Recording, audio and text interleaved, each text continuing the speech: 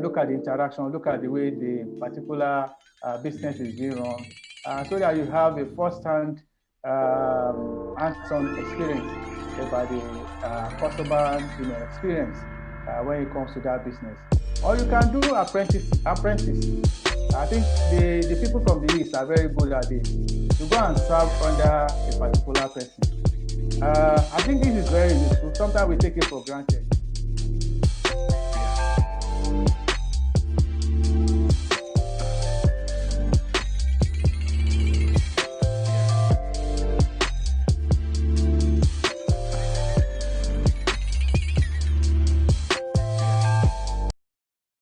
It is a great honor being part of this noble pharmacy profession, and I salute you all. You are welcome to this memorable and historic occasion on the Pharmacists Affairs platform today. As you know, the Pharmacists Affairs platform was established in 2018, right after the PSN conference, Oluyode 2018, with the following aims and objectives.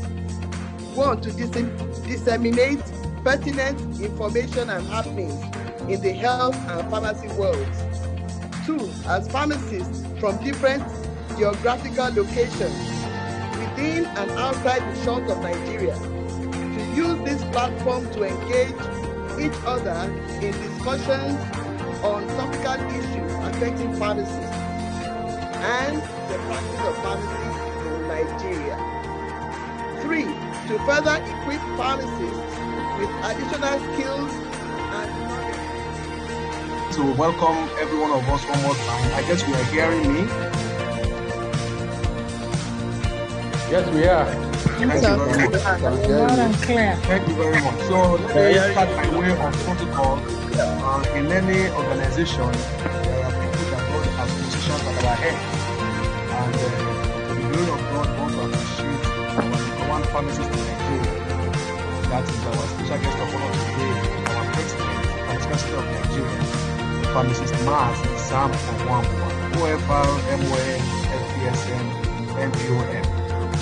All council members of PSN who are right now on this platform, the admins of various Pharmacist Affairs group, and all our back-end supporters who are always been relentless in adding value to what we call Pharmacist Affairs. All resource personnel who are already on the platform, all my colleagues, pharmacists, ladies and gentlemen.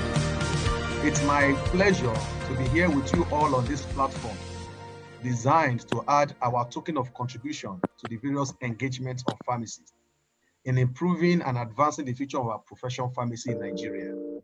Special thanks to every pharmacist and organizations who have contributed in no small measure to the various programs of Pharmacist Affairs since inception in 2018.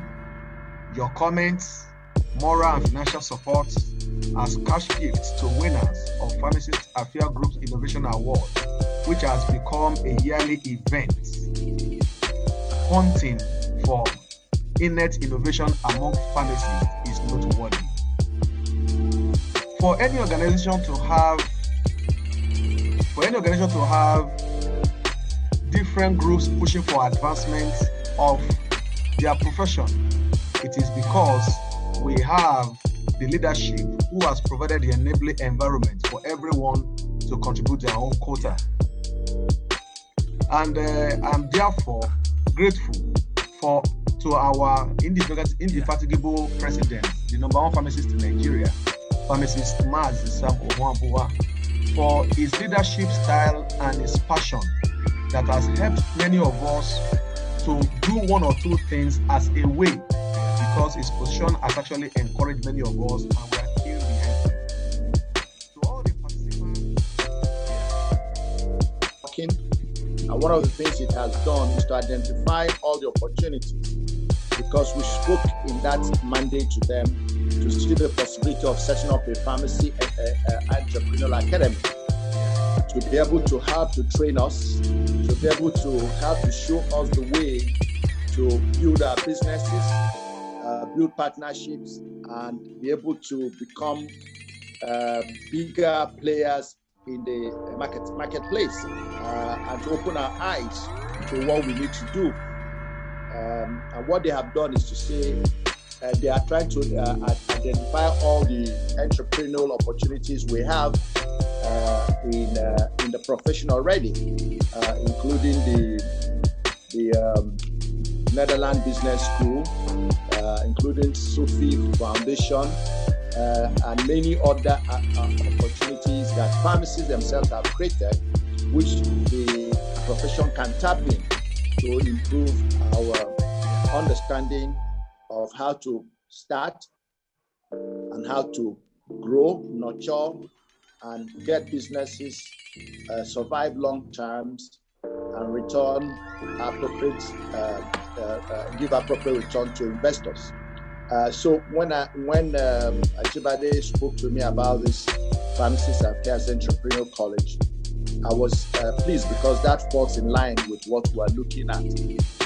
You know, human beings must understand that any organization, any group that wants to grow must continue to learn.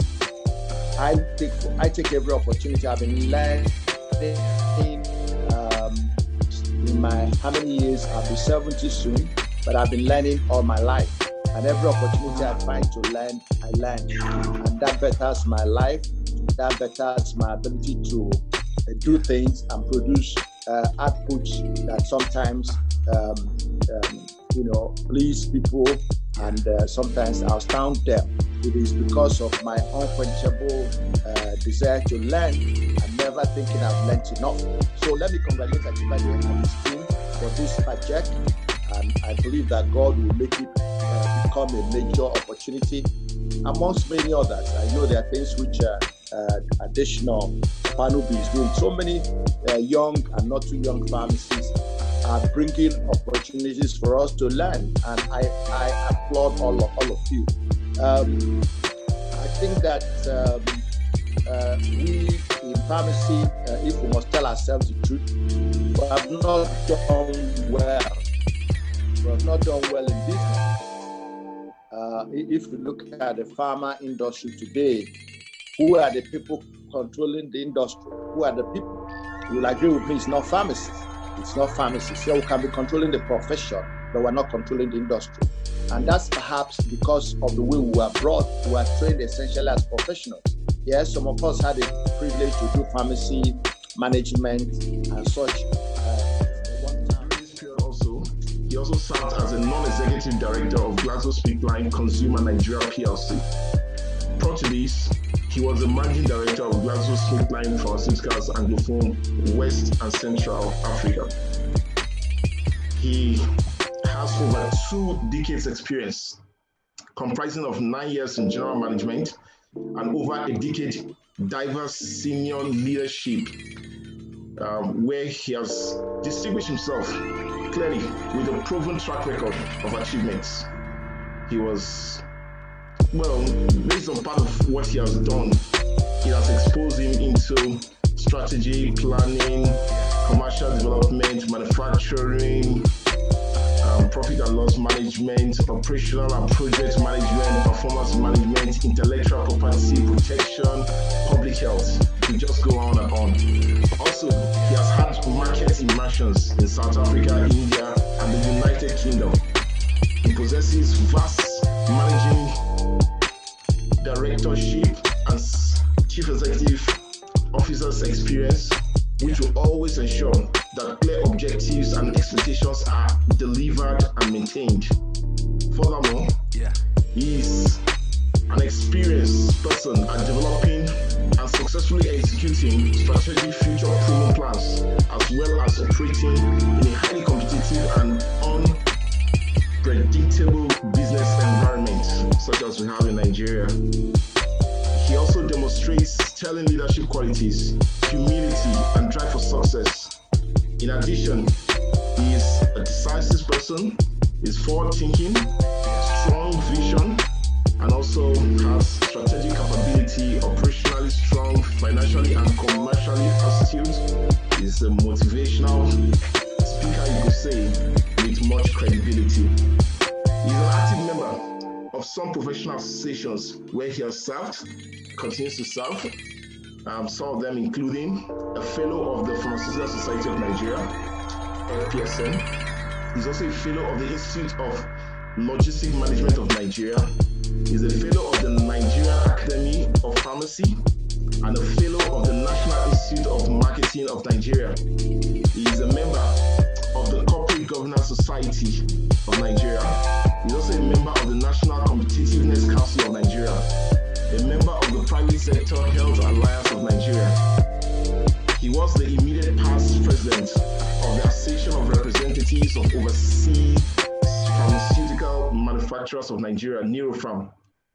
Also, he was a member of the Economic Transition Committee of the Executive Governor of Ogun State, Nigeria, working with Prince Dr. Abiodun. Lekan's hobbies includes listening to music, dancing, and jogging. He is happily married and blessed with lovely children. I guess by now you're just salivating to hear him speak and deliver. I'm sure he will exceed your expectation. You're welcome, Pharmacist Lekan Asuni. Thank you. Yes. Yes, Okay. we're good. All right. You got it. Okay. So the objective I've set for today's interaction as follows. We hope at the end of the day we will learn how to plan, start, and build a successful business. Yeah. Second, how to improve the chances of your business being successful. Yeah. Third, how to make sure your business is sustainable. I'd like to start by looking at what is business. I think we've had several Mazis already giving, heads up and some explanation around it. But the simplest way to put it is you must have something of value that is fulfilling a pain, meeting some gaps, meeting a need. So it's either your service or your product, which you want to trade in exchange for an effort that you put into it and to make profit. And you have different examples of businesses you can pursue in the pharmacist realm. We have our colleagues, some are into retail pharmacy, some are into wholesale, some are into distribution, some are into importation, some are into manufacturing. All these are business entity business concerns which we can readily pursue depending on where our interest lies. But then in business, it's like a sport. It's very competitive. It's like a war. It's like a sport. You have the spirit of sportsmanship and the spirit to compete fiercely, but with good ethics in doing that. So if we go by the word of Andre Maurois, he said business is a combination of war and sport. That is the way you should view it. Also, in the words of Stuart Chase, he said the best mental effort in the game of business is concentrated on the major problem of securing the consumer's dollar before the other fellow gets it. So, in any business you are going to, it's good to understand that it must be consumer-centric. You must, everything you want to do must be around how to solve the consumer's problem and how the consumer can patronize you and you can earn that income, patronage from that consumer before a competition gets the consumer's attention. And if you go by the words of Charles M. Schwab, he said a man to carry on a business must have imagination. He must see things in a vision, a dream of the whole thing. As the owner of the business, you are the visionary. You must have a vision. You must, be able to have an idea where the business starts and where it's likely to end. You must have a big dream about that business, some kind of imagination about the business, so to put it. But why do we start business? Quite a number of people have different reasons why they venture into business. Some people, they have that innate, ability. They'll say it's in the blood. It's in the blood. I've learned how to sell and make things, make business. It's in the blood.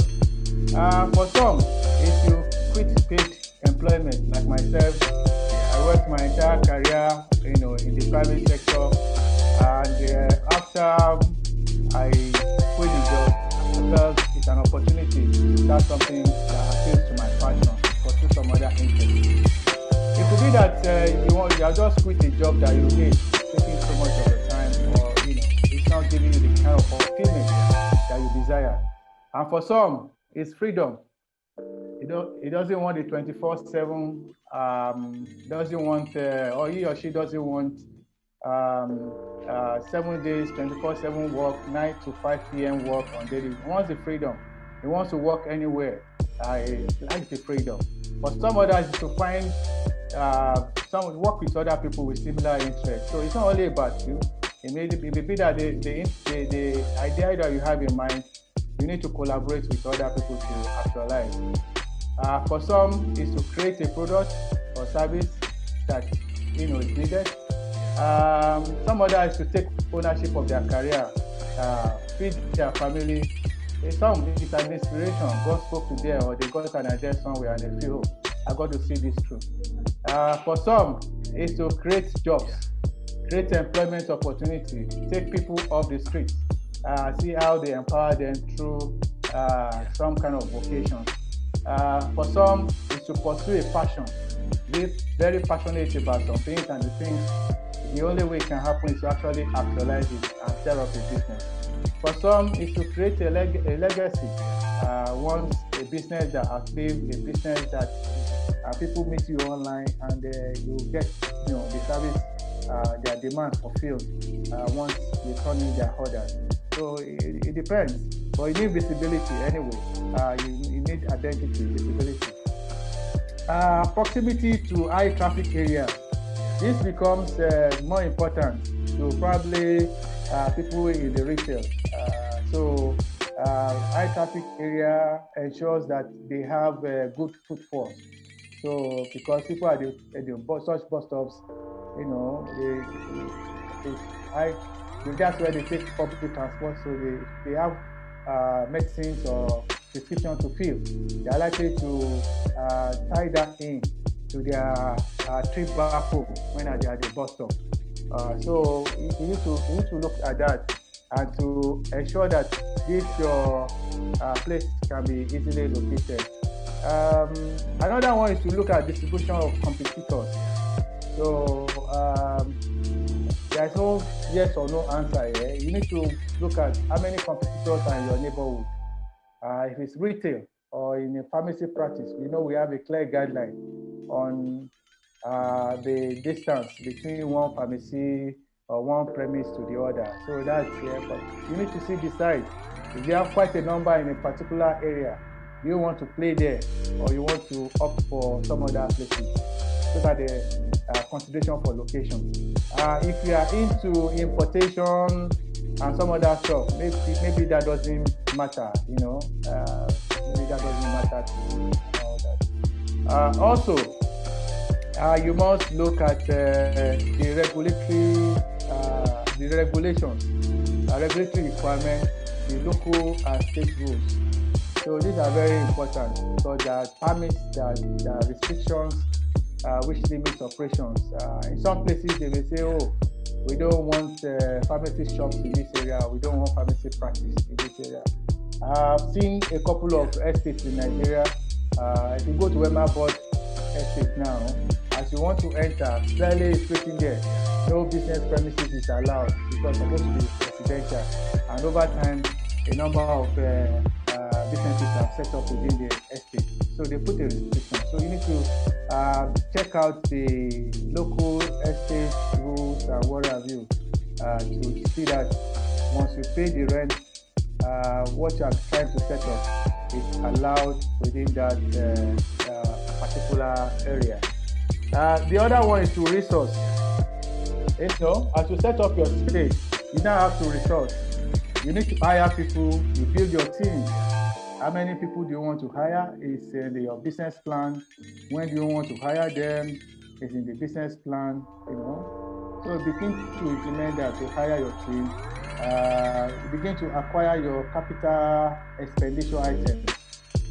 If you need to buy furniture, capital expenditure. If you need to buy computers, if you need to buy vehicles, if you need to, all the capital expenditure you begin to do. And of course, you begin to brand your organization. So branding starts from the look and feel of the company, the call cards, the website, the letterhead paper, the envelopes, all this, the company logo, all those things need now to come into place, be in place.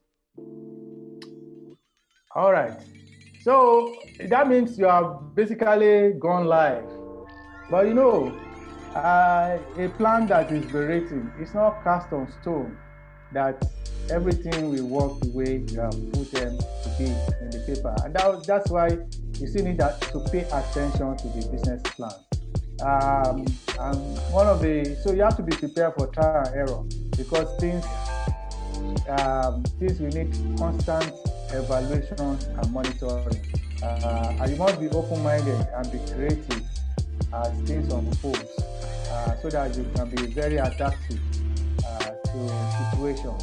As things unfold, the things are not working to target, how are you tracking that, and what have you?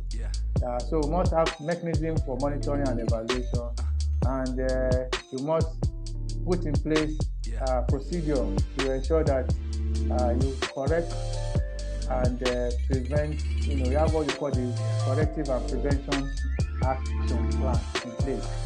Always ensure that to identify problems, you put enduring solution in place and to implement. You have to be fast to do with all that and all that. So that's how to prepare for trial and error. You have to prepare your mind for that. Very, very, very important to prepare that in mind. Yeah, so now you started the organization, everything is running, you are tracking the progress, you are seeing how things are shaping up and all that. The next thing that you need to concern yourself, and which is part of what should be the DNA of the organization, is building an organization to last generations. I think majority of us are aware that only about 5% of micro, small, and medium enterprises they survive from one generation to the other. Only about 5%. In Africa, I'll say most organizations lifespan hardly crossover from to elaborate on that. Diversity is very clear. It's very key.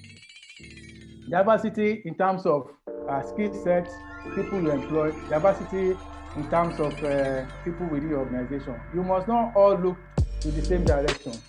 People must look different directions. Those are the dynamics that keep the system in shape and make sure that you're able to leverage that in the case there are unexpected disruptions. Modularity.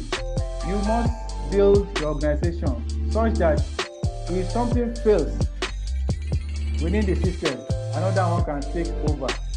If they say shut down, no pharmacy can open, can you quickly go online? Can you quickly do home delivery? Can you do, there has to be what we call business continuity plans. How your business can continue depending on the envisaged disruptions that can, happen to your business. Adaptable, your business must be able to respond to threats that never encountered before. Prudence, your business must be able to, there must be speed to act and to remember what has been documented to react within the system.